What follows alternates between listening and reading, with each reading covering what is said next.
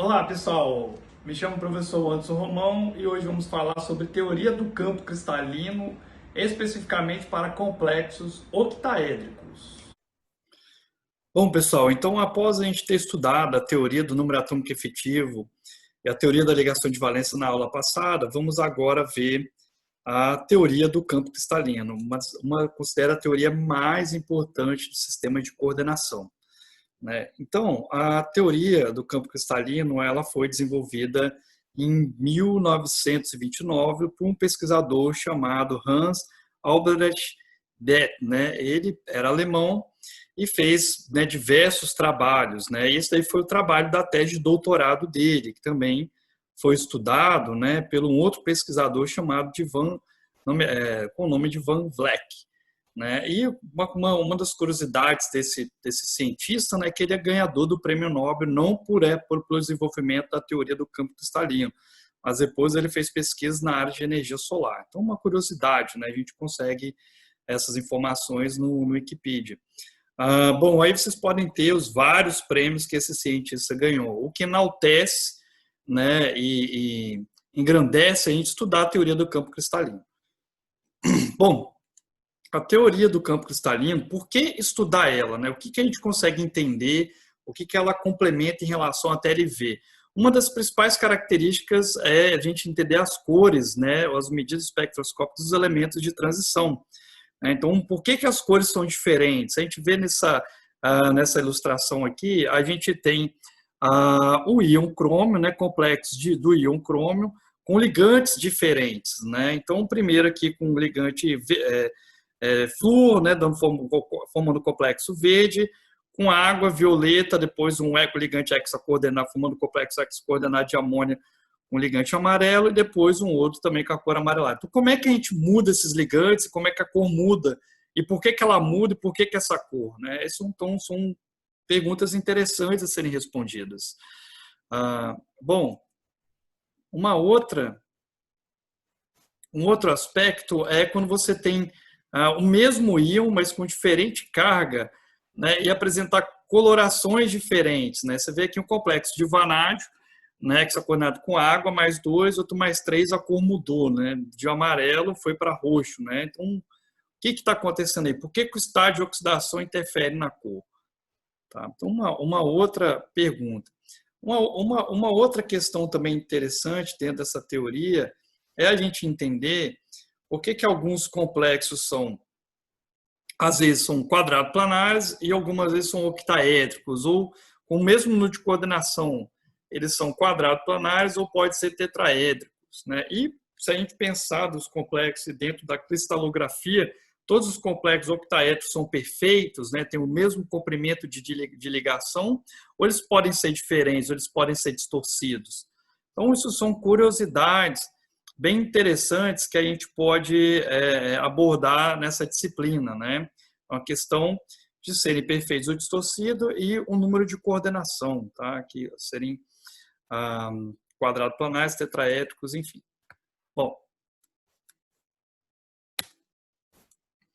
Bom, essa teoria, então, ela foi desenvolvida, né, como falei anteriormente, e o que ela trata, então, né? Essa teoria, ela trata de quê? Tá?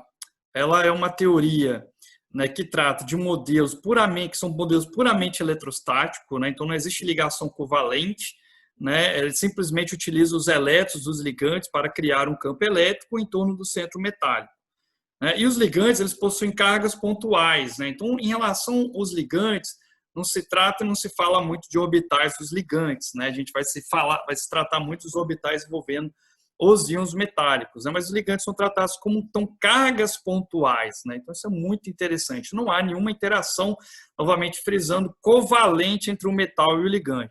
Então você teria um íon metálico, né, representado por essa esfera verde, vai ter uma densidade de carga aí positiva, né?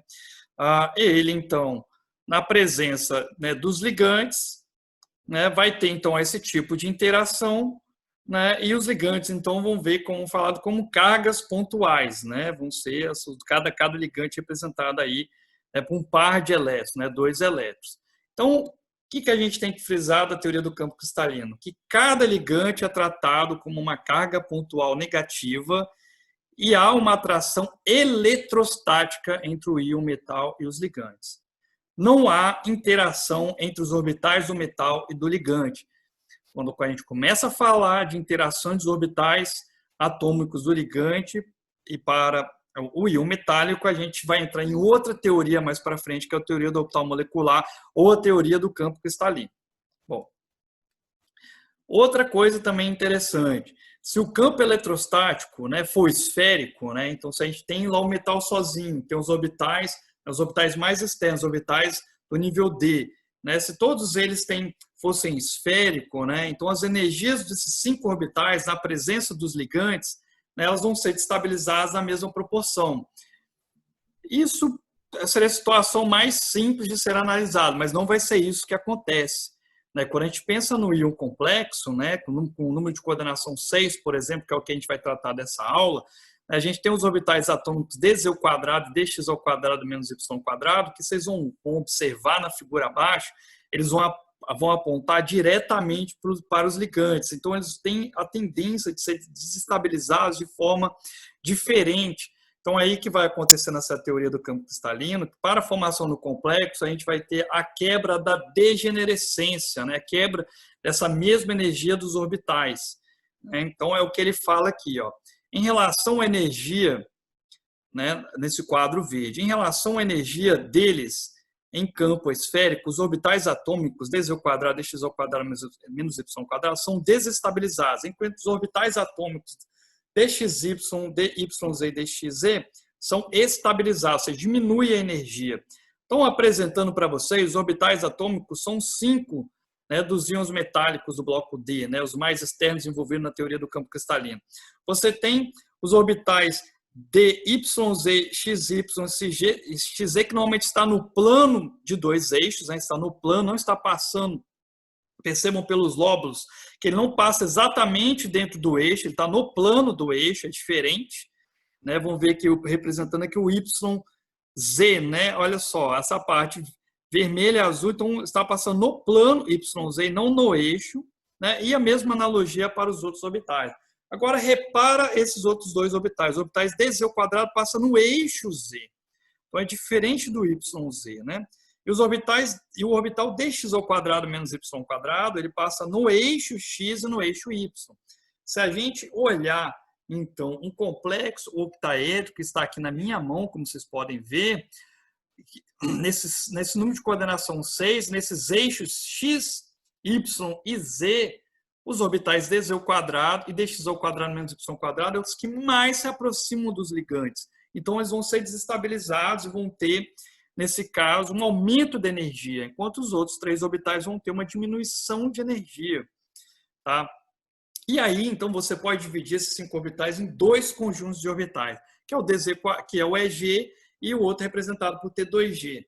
Né? Então, a teoria do campo cristalino, basicamente, você tem essa divisão desses 2 orbitais, EG e T2G. Da onde vem o EG e o T2G? Como a ideia, né, a gente não se alongar, mas essa informação vem da tabela de caracteres. Na construção da tabela de caracteres para um octaedro, você tem algumas operações de simetria que explicam, então, essa simbologia para os orbitais XY, ZXY, que é T2G, e o EG, que é o DZ ao quadrado, né, dx ao quadrado menos y quadrado. Tá? Mas a gente não vai tratar da construção dessa tabela de caractere nessa aula. Bom, então vamos continuar aqui.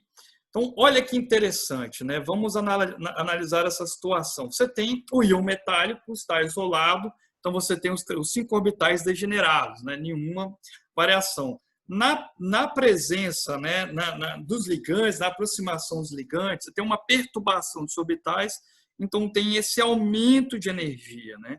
E quando ocorre então, a formação do complexo octaédrico agora, você tem a quebra da degenerescência. Né? Então, a formação de um conjunto de orbitais EG e T2G. T2G formado por 3 orbitais D e o EG por 2 orbitais D, né? Que a gente vai falando. Então, percebam que você tem o baricentro, que é o centro, como se fosse a energia que é igual a zero, então você tem uma diminuição da energia, depois o aumento. E agora, quanto que é essa diminuição, quanto que é esse aumento? A diminuição ela é dada por menos 0,4 N, chamada de delta, que a gente vai ver que é o desdobramento do campo cristalino, é o quanto que se desdobrou essa diferença de energia entre os orbitais, e a parte de cima é dada em mais 0,6 N delta OH, que é o octaedro. Então, você vai ter a primeira equação extremamente importante na teoria do campo cristalino, que é a energia de estabilização do campo cristalino, que é dada aqui, que ela é igual a menos 0,4 N do delta da contribuição do T2G e mais 0,5 N do delta da contribuição do EG. A somatória dos dois, né, se estiverem todos completos, vai ser igual a zero, né? Se tiver um número de elétrons iguais, né? Se a gente tiver tudo iguais, não, né? Se tiver o preenchimento completo aqui do T2G, que seria, por exemplo, 6, né? Você teria menos 0,4 vezes 6 daria menos 2,4 e mais 0,6 vezes 4 vai dar mais 2,4, então vai dar zero. Tá? Bom, a energia de estabilização do campo cristalino pode ser tratada em desdobramento do octaedro ou desdobramento Q, né, que aí é só você multiplicar por um fator de 10. Alguns livros trazem essa conversão, tá, como Atkins, né, próprio J. Delis, a maioria dos livros de química inorgânica. Bom, gente, continuando aqui, essa é uma outra figura, tirei de um outro livro, só para mostrar para vocês, resumidamente, você teria então os orbitais, o desdobramento do campo cristalino, representado pelo delta, né? E quanto que é esse desdobramento é o que a gente vai estudar, vai depender dos ligantes, vai depender dos íons metálicos, e aí as propriedades espectroscópicas são variadas. Tá? Bom, isso aqui é uma outra figura, né, que a gente pode representar também esses valores, né, em termos fracionados. Né? Então, mais 0,6 significa 3/5 do delta zero e menos 0,4 representa 2/5 do delta zero.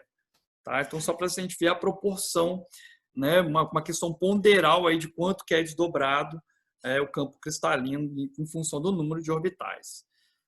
Mas como podemos, então, definir a teoria do campo cristalino? Se alguém perguntar para você o que é, então, a teoria do campo cristalino, você vai responder que é a teoria que se baseia, então, é um modelo eletrostático que prevê que os orbitais de um complexo de metal não são degenerados, ou seja, isto é, eles não têm a mesma energia. Né? Então, é um modelo eletrostático em que os orbitais, né, formados, complexos, formados, os orbitais do nível D deles não vão ter a mesma energia. Né? O padrão do desdobramento dos orbitais D vai depender de quê? Vai depender do campo cristalino, né? Se é um campo forte ou um campo fraco, que a gente vai ver. Sendo este, vai depender dos tipos de ligantes, que é o que a gente vai estudar agora.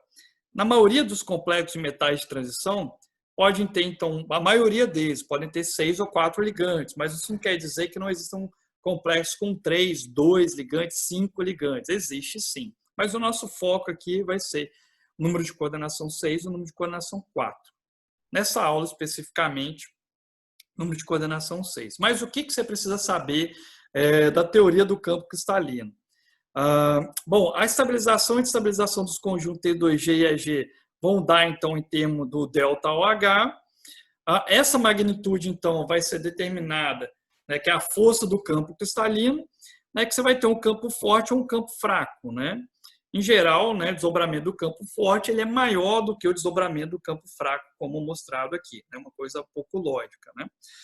Então, é um mérito do TCC, né, teoria do campo cristalino, né, que os valores do ΔH possam ser avaliados a partir de dados espectroscópicos. Então, muito legal dessa teoria que a gente vai ver que a gente consegue associar propriedades espectroscópicas, né, com o valor do delta. Da onde vem o delta? Vocês podem estar se perguntando. Vai vir pelas propriedades espectroscópicas. Bom, então o primeiro exemplo que a gente tem aqui, né, é um espectro, por exemplo, de um complexo de titânio, né, um complexo hexacoordenado, né, hexa-aqua titânio 3, que teria uma configuração final, né, o titânio mais 3, 3D1, ou seja, um elétron só. Se a gente fosse fazer, então, a distribuição dele em termos de orbitais, a gente seria isso daqui, né, o TeG2, né, teria um elétron, né, E aí você tem o espectro de absorção, né? Você prepararia uma solução desse complexo, colocaria num espectrofotômetro, dá então uma única banda, e esse valor de máximo de absorção é exatamente o delta OH, é o desdobramento do campo cristalino. Tá? Então, os elétrons vão para o estado excitado, né? Sairia então do T2EG, iria para o EG, né? Lembra lá que o T2G tem menor energia e o EG maior energia, né? E depois retorna, né, emitindo luz se ele apresentar coloração. Né? Então, o delta é exatamente esse valor de comprimento de onda ou de frequência. Então, professor, para a gente resolver a equação da energia de estabilização do campo cristalino, por exemplo, se a gente fosse calcular para esse complexo 3D1, colocando na equação, né, que vocês lembram que a equação ela é como, né? A equação ela é a energia de estabilização do campo cristalino, que é igual a menos 0,4 delta zero, né, T2G, mais 0,6 delta zero EG. Bom, como lembre-se que tem um N, né? O N e o N aqui, né? O N é o número de elétrons. Como a gente não tem elétron no EG, esse termo da expressão vai ser igual a zero. O N aqui vai ser igual a 1. Né? A gente tem um elétron no titânio. Então, o valor vai dar menos 0,4 delta zero. Mas quem é o delta? O delta é esse valor de energia, mas isso daqui no gráfico é representado na forma de frequência. Né? Lembrando que a energia ela é proporcional à frequência. Então, a gente pode converter esse valor de frequência que foi dado ali em 20.300 centímetros a menos 1, sabemos que 1 kJ/mol é igual a 83,4 centímetros a menos 1, convertendo a gente vai ter 243 kJ/mol. Então, multiplicando 243 kJ/mol, que é o valor de energia, convertendo, então, colocando no lugar do delta zero, a energia de estabilização do campo cristalino, nesse caso, é menos 97 kJ/mol. Ou seja, é um valor negativo, é favorável à formação de seu complexo em menos 97 kJ/mol. Bom, gente, então, isso daqui é um outro gráfico que a gente trabalha principalmente na tabela de cores. Tá muito interessante. Então, complexos podem ter cores diferentes. Eu gosto, esse aqui é o gráfico que é apresentado, é a tabela, na verdade, que é mostrada no JDLI, onde você tem as cores absorvidas, as faixas de cores absorvidas, as faixas de cores observadas, e aqui você tem o número de onda, né? Então, em geral, é o seguinte, se um determinado complexo ele é amarelo, né, por exemplo, né, você está observando o amarelo, significa que ele está absorvendo a sua cor complementar. Né? Então, por exemplo, aqui, ó, se você está observando a cor amarela, significa que se você está observando a cor do complexo amarelo, a cor absorvida está na faixa de vermelho e violeta. Né? Ou agora, se ele é azul, se o complexo é azul, né, significa que ele está absorvendo a sua cor complementar, que nesse caso é laranja, né? Está mais puxado para cá no lado do laranja.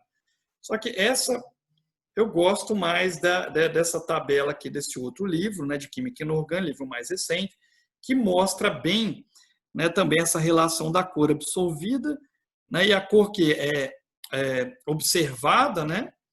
Então, a cor de luz que é absorvida e a cor que você observa. Né? Aí aqui você tem a faixa, a conversão já de nanômetros para centímetros a menos 1. Na outra tabela é dado fornecido apenas em centímetros a menos 1.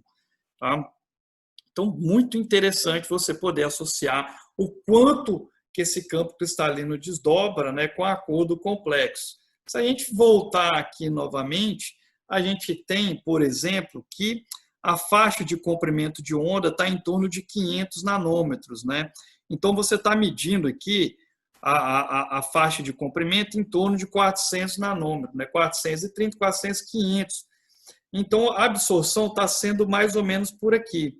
Se ele está absorvendo por aqui, significa que a cor observada é a complementar, é do outro lado. Então, a cor desse complexo deve ser em torno de amarelo para laranja, né? Então é muito legal você poder ver o gráfico de absorção e relacionar com esse diagrama de cor, que é isso que é importante na teoria do campo cristalino, tá? Então é para isso que serve. A gente vai trabalhar mais exercícios para frente. Bom, então aqui mostra esse slide uma relação de quando você varia, então, os elementos de transição, que eles têm características de serem coloridos, que também está relacionado com o número de elétrons e a posição deles na tabela periódica, mas o número de elétrons orbitais D e como é que a cor vai mudando. O crômio 3D4, um azul celeste, o manganês 3D5, um rosa pálido, o cobalto 3D7, um rosa mais forte, né? Outro complexo de cobalto, também 3D7, azul escuro, né? O manganês, né? Ele tem uma cor roxa, né? E também é sabido que é o seguinte: se você, né? Para você ter cor, você tem que ter transição eletrônica nos orbitais D, ou seja, sair do T2G para o EG. Se não tem elétron, não tem transição e o complexo não vai ter cor. Aonde que isso acontece? Acontece em complexos de escândio e complexos de zinco. Então é de se esperar que D0 e D10 você não tenha cor, ele seja incolor, né? Que está mostrando o sólido branco, mas em solução ele vai ser incolor. Agora, estranhamente, né, o que viola um pouco essa teoria, o manganês ele é 3D0, né? Ele com NOx, com o estágio de oxidação mais 7, ele é D0, então ele não deveria ter cor. Mas ele tem uma cor intensa, o permanganato é famoso por ter essa cor púrpura intensa aqui, né? E só que aí você tem que usar uma outra teoria que a gente vai ver mais para frente, chamado de transferência de carga, que é uma transferência de carga metal-ligante nesse caso. Tá? Então, esse caso aqui, ele viola um pouco, se a gente pensar na teoria do campo cristalino. Tá? Bom, então, quais são os fatores que vão alterar a magnitude do desdobramento do campo cristalino? Aí das propriedades espectroscópicas, né? E, consequentemente, da energia de estabilização do campo cristalino. Então, vai depender de 3 fatores. Primeiro, a natureza do ligante, que eu já comentei. Mudou o ligante, carga do íon metálico. E depois, basicamente, um pouco a posição deles na tabela periódica, se pertence à primeira, segunda ou terceira série de metais de transição. A gente precisa... Bom, pessoal, a gente precisa definir 2 conceitos. Primeiro, o que é ligante campo fraco e ligante campo forte. Ligante campo fraco, também chamado de alto spin ou spin alto, eles vão provocar um pequeno desdobramento do campo cristalino. Então, o T2G, os orbitais T2G e o EG, eles vão ter uma energia menor. Agora, o que é ligante campo forte? É o contrário, vai ter um maior desdobramento do campo cristalino T2G-EG. Né? E também chamado, consequentemente, você vai ter distribuição dos elétrons, né, na parte de baixo, então chamado de spin baixo, ou baixo spin. Então, ligante campo fraco, spin alto, ligante campo forte, spin baixo, né, que lembra lá, a TLV vai tentar, e vai até contribuir para maiores valores de energia de estabilização do campo cristalino, onde os elétrons vão estar ocupando, preferencialmente, vão ter o preenchimento primeiro dos orbitais T2G. Tá? Bom, seguindo, da natureza dos ligantes, você tem então uma série espectroquímica, né, da ordem, da influência desses ligantes no desdobramento do campo cristalino, saindo então de ligantes que são mais fracos, né, para ligantes que são mais fortes, de campo forte.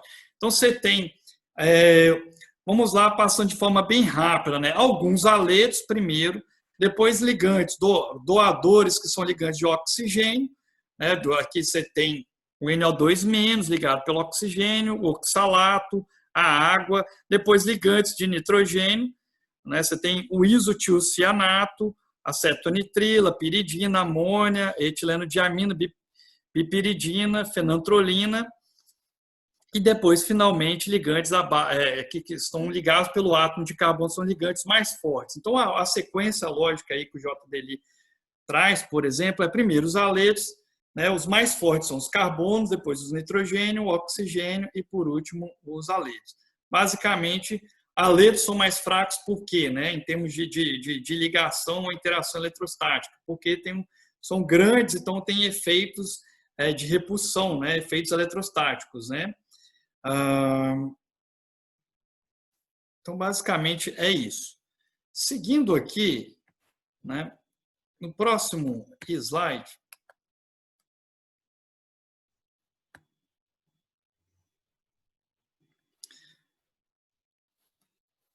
nesse próximo slide, gente, a gente tem uma explicação de por que o CN e o carbonil e o cianeto são os ligantes que têm o maior, são ligantes que são os ligantes mais fortes, né, de maior campo, né?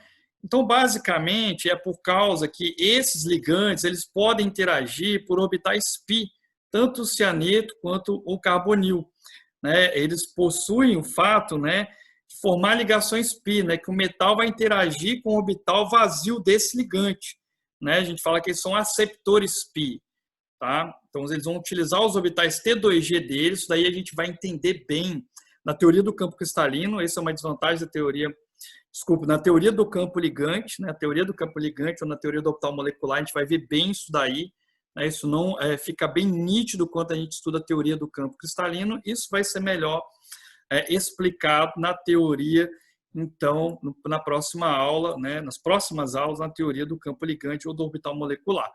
Então, mas em geral, esses tipos de ligantes, cianeto e carbonil, podem interagir, né, com seus orbitais T2G, sendo aceptores de Leds, fazendo então um tipo de ligação π.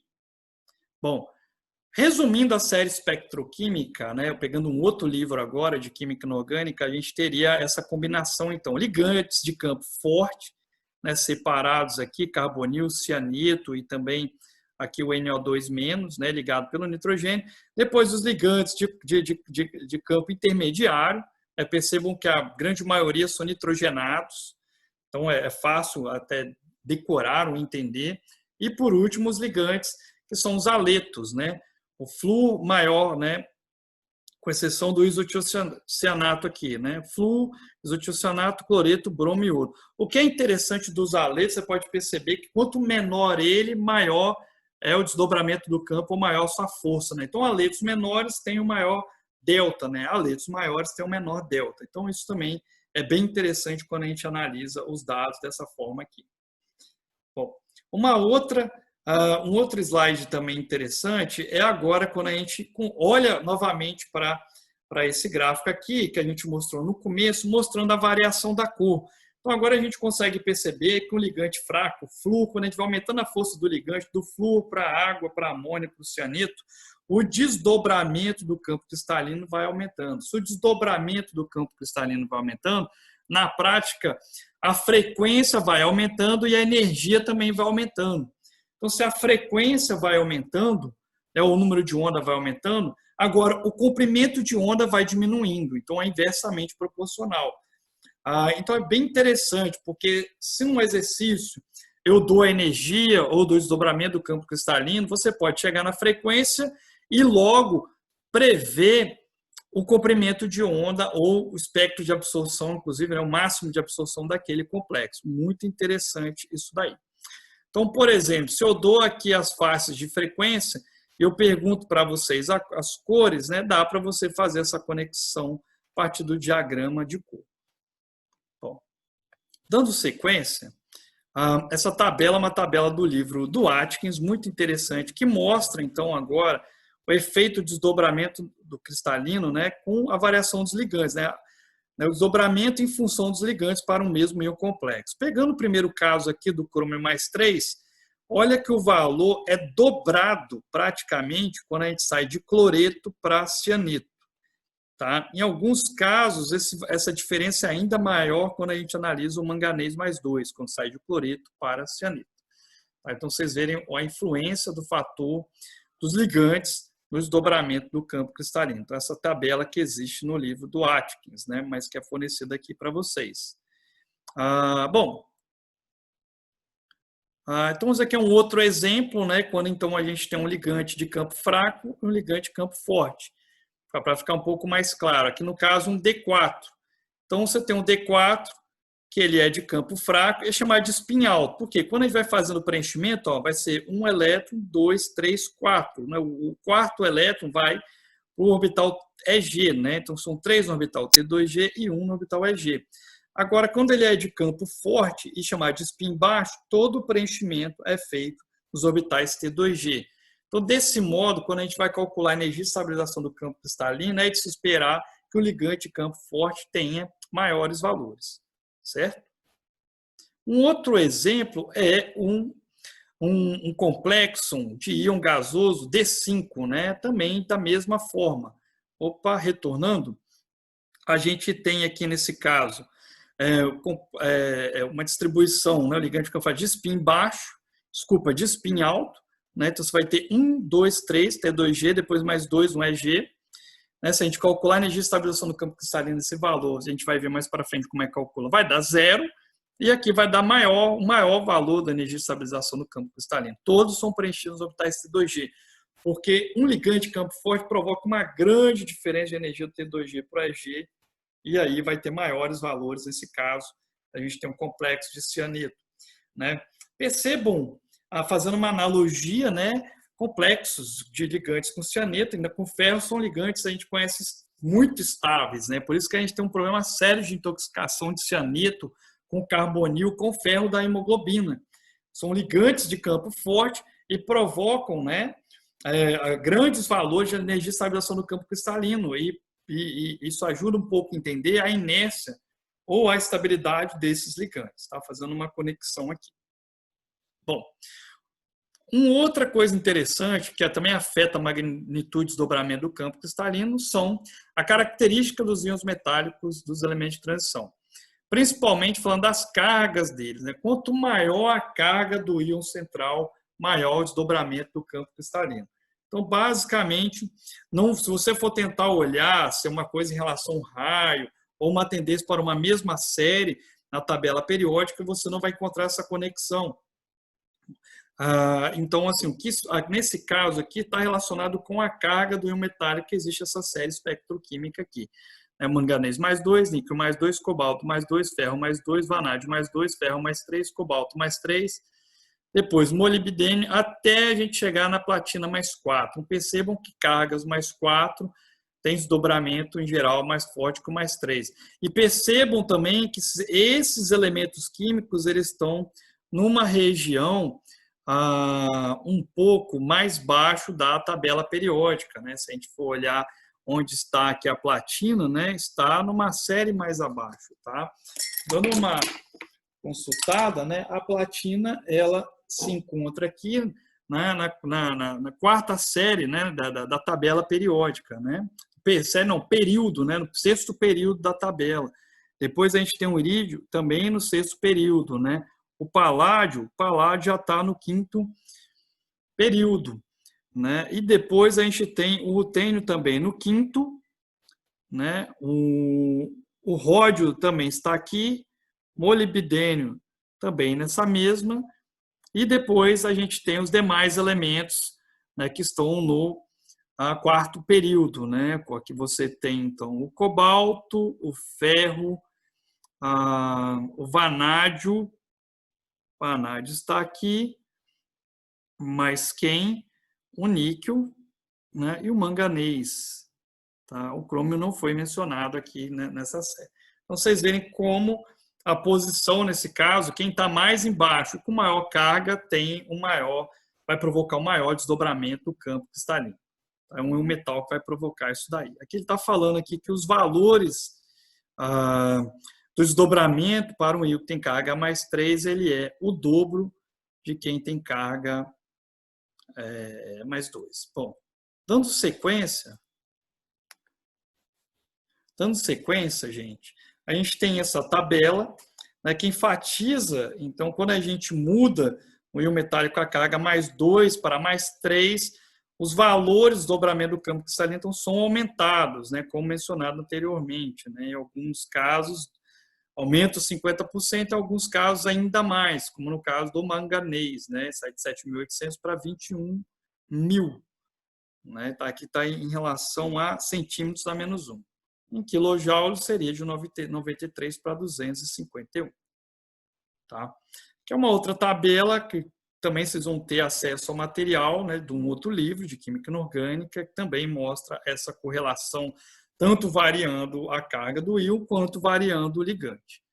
tá? Como eu comentei anteriormente, né, existe uma tendência da posição deles. Então, quando a gente fixa, por exemplo, a influência dos íons metais para o mesmo grupo, nesse caso aí é o grupo 8B, né, família 8B, né, que você tem aqui o cobalto, o ródio e o irídio. À medida que a gente vai descendo, vai aumentando o número atômico, né, provavelmente você vai aumentando uma questão chamada do efeito da carga nuclear efetiva. A gente sabe que a gente não tem uma grande diferença do tamanho dos raios em alguns metais, porque por causa da uma menor blindagem dos orbitais 4F, né, alguns orbitais D também tem, então o raio não é tão acentuado a diferença, logo o desdobramento do campo cristalino acaba sendo maior. Tá? Então, uma característica que é mostrado aqui nesse gráfico, né? O cobalto, para depois o ródio, para depois o irídio. Né? Vai aumentando, né? Sai de 24 mil a chega até a 40 mil, mais de 40 mil centímetros a menos 1. Bom, agora eu vou ensinar para vocês como faz, então, os cálculos, as contas da energia e estabilização do campo cristalino para um complexo octaedro, tanto de spin baixo e spin alto. Nesse primeiro momento, a gente vai ver condições que tanto ele seja de campo forte ou campo fraco, o valor da conta vai ser exatamente o mesmo, a gente considerando em função do delta OH, porque a gente não sabe o valor de delta OH. Bom, então vamos fazer a primeira conta, o D1. Né? Então, fazendo imagina um íon metálico D1, né, fazendo a distribuição dele no nosso diagrama, né, de energia da teoria do campo cristalino, ele vai ocupar primeiramente um orbital T2G. Então, fazendo a conta, né, mostrando a conta aqui para vocês, como é que ficaria então? Né? A gente teria a energia de estabilização do campo cristalino vai ser igual, né? Ela vai ser igual a menos 0,4 N. Quem é N? N é 1, tá? Delta 0. Tá? O resto precisa preencher? Não. Mais 0,6 N delta 0, delta OH, não tem nenhum elétron orbital T2G. Então, resumindo essa conta, a energia de estabilização do campo cristalino vai ser igual a menos 0,4 delta 0. Bom, resolvendo o outro caso, como é que vai ficar? No D2, você vai ter, então, o preenchimento de os dois elétrons no orbital T2G. Fazendo, então, a conta para vocês, como é que ficaria? Né? Você vai ter agora a energia de estabilização do campo cristalino, que vai ser igual a menos 0,4. N, quem é N? N é 2. 2 delta OH, né? Que pelo espaço, vamos deixar só em função de O. Então, a energia de estabilização do campo cristalino vai ser igual agora a menos 0,8 delta 0. Tá? Octaedro, né? Bom, então fizemos aqui agora a conta. Então, tanto ele seja de campo forte, campo fraco, esses elétrons sempre vão tender a preencher aí os orbitais T2G. Dando sequência na aula, o próximo caso em que a energia de estabilização no campo cristalino, tanto ligante campo forte e campo fraco, vai ter o mesmo valor em função do delta OH, é para o D3. Como é que ficaria a conta agora? A conta agora, a gente vai ter a energia de estabilização do campo cristalino vai sendo igual a menos 0,4 vezes quanto? 3, né? Que é igual, então, a menos 1,2 delta 0 OH ou delta 0, não, delta OH, tá? Menos 1,2 é o valor, tá? Se a gente for olhar agora, esses 3 elétrons vão ocupar os orbitais T2G, tá? Então, aí a gente fez mais um exemplo para vocês. Dando sequência, bom, gente, um outro caso também para a gente ver é analisar o íon complexo com a distribuição D8. Nesse caso, novamente, tanto o ligante campo fraco quanto o campo forte vai ter o mesmo valor de energia de estabilização do campo cristalino. Fazendo a distribuição para o campo fraco, vemos que, inicialmente, a gente vai ter o preenchimento do orbital T2G, 3 elétrons. Como é de spin alto, os outros dois vão para o EG e completando o T2G. com 8 elétrons. Indo para o campo forte, a gente vai ter o preenchimento total do orbital T2G no primeiro momento, e no segundo momento, o preenchimento total do orbital EG. Logo, a gente percebe o seguinte, né? A gente percebe uma similar distribuição tanto dos elétrons, similar não, idêntica distribuição dos elétrons para o diagrama de energia da teoria do campo cristalino para o campo fraco a nível D8 e para o campo forte também nível D8. Fazendo as contas, como ficaria, né?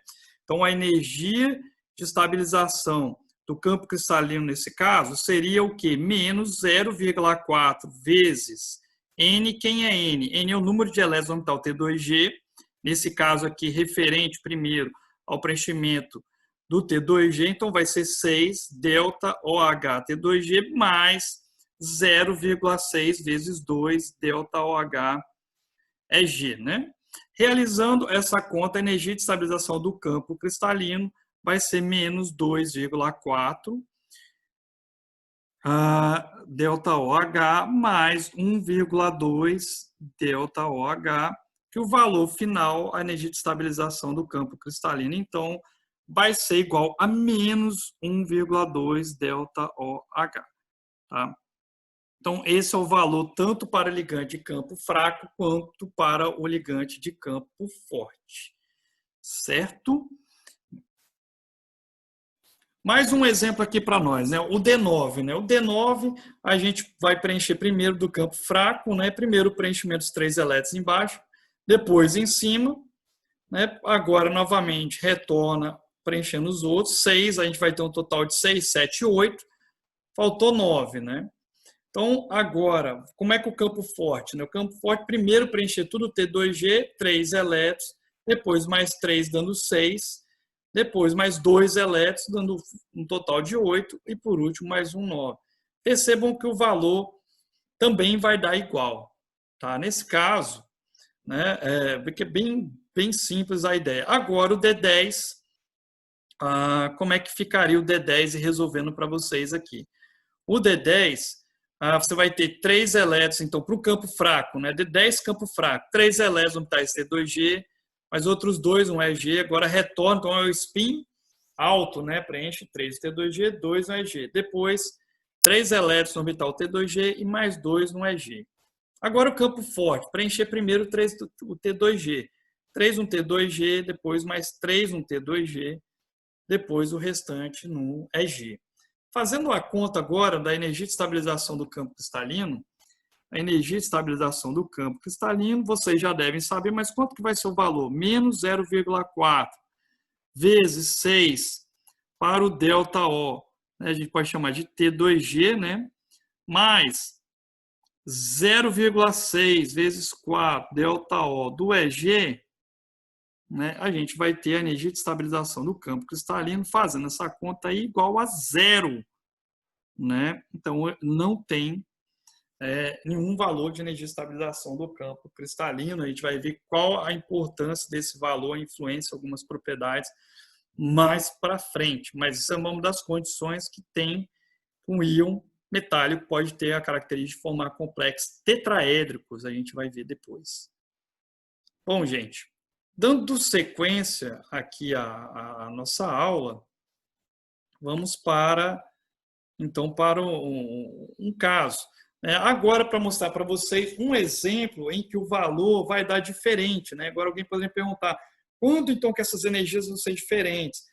Os casos para o ligante campo forte e campo fraco fornecerem valores diferentes é no caso de orbitais D4, D5, D6 e D7. Com uma aula aqui, a ideia é uma aula prática, bem resumida, a gente vai fazer apenas o D5, né, onde os valores são diferentes. Então, vamos começar aqui. Ó. D5, campo fraco, spin alto, preenche embaixo, depois preenche em cima. Fazendo a conta de energia de estabilização do campo cristalino, quanto que vai dar, então? A energia de estabilização do campo cristalino vai ser menos 0,6 vezes 3 delta 0, ou delta OH, mais...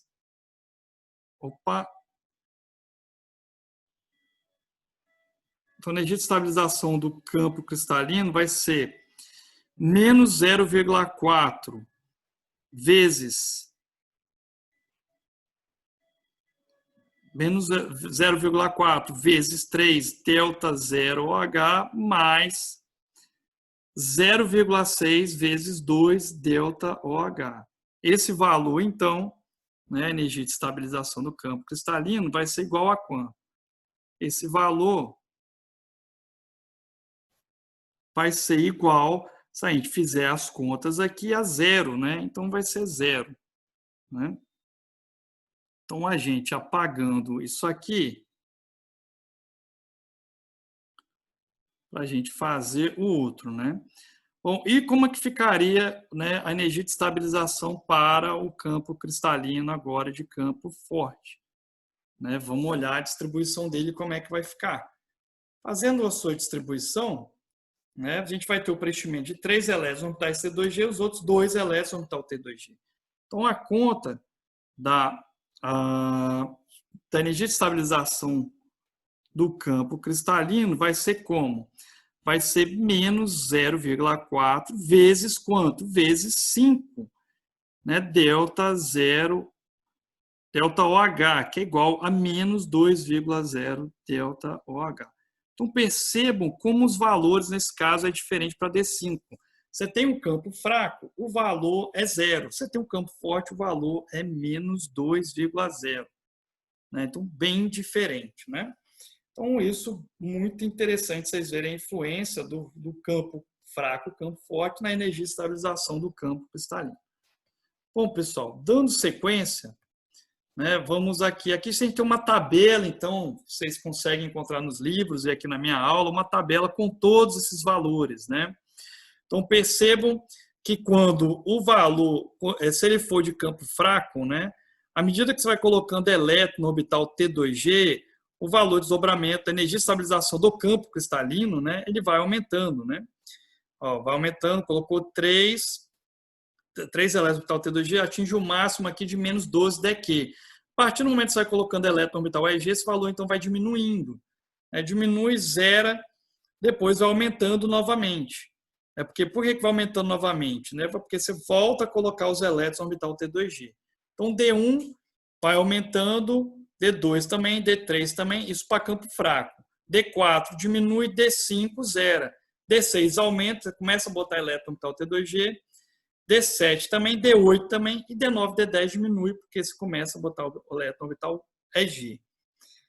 Analogamente, você tem um raciocínio do campo forte, onde você tem um aumento agora até D5, né? Então, D1, D2, D3, D4, D5 e D6, desculpa, até D6. Você vai aumentando a energia de estabilização do campo cristalino, você vai colocando elétron exclusivamente aonde? Vai colocando elétron exclusivamente nos orbitais T2G. A partir do D6, aí você vai colocando elétrons no orbital EG e vai diminuindo, então, essa energia. Bom, essa tabela também mostra a distribuição da energia do campo cristalino no complexo octaédrico, né? Também comparando o alto spin e baixo spin, ou seja, ligante de campo fraco, né? E ligante de campo forte, né? Então a gente percebe que onde não está em branco, né, o espaço que está em branco na tabela corresponde que eles são exatamente o mesmo valor, tanto campo forte quanto campo fraco. Então, a distribuição D1, D2, D3, ela é exatamente idêntica como a gente viu anteriormente. Agora, de D4, D5 a D6, D7, a gente percebe que é diferente, né? Tanto os valores obtidos para a conta, como também para a distribuição, né, dos elétrons em relação aos níveis de energia. Eu gostaria de chamar a atenção aqui nessa tabela, basicamente, para essa letra P. O que essa letra P significa? Significa, toda vez que você tem um ligante de campo forte, ou seja, de spin baixo, onde o elétron é forçado a ser emparelhado, você gasta uma energia para que isso aconteça. Tá? Isso só vai acontecer se a energia, ou seja, o desdobramento do octaedro, né, do desdobramento do campo, seja maior que a energia necessária para você emparelhar. Porque você gasta uma energia para isso acontecer. Como que você gasta essa energia? Primeiro, existe uma energia necessária, você precisa de uma energia para você acontecer essa troca, né, para ele sair do desemparelhado para o emparelhado, e segundo, existe uma repulsão dos dois elétrons no mesmo orbital, né? Então, para você existe uma repulsão coulombica para você emparelhar isso daí. Então, para você compensar esse gasto de energia, o desdobramento do campo octaédrico tem que compensar isso daí, né, para isso acontecer. Então, essa é uma informação interessante que é mostrada em vários livros de química inorgânica, certo? Então, gostaria de enfatizar esse P. Esse P sempre vai acontecer em função do número de elétrons que são forçados a emparelhar. No caso do D4, vai ser 1, no caso do D5, vai ser 2, e no caso do D6 também vai ser 2 elétrons forçados a emparelhar, sempre em comparação com a distribuição que acontece no spin alto ou ligante de campo fraco, certo?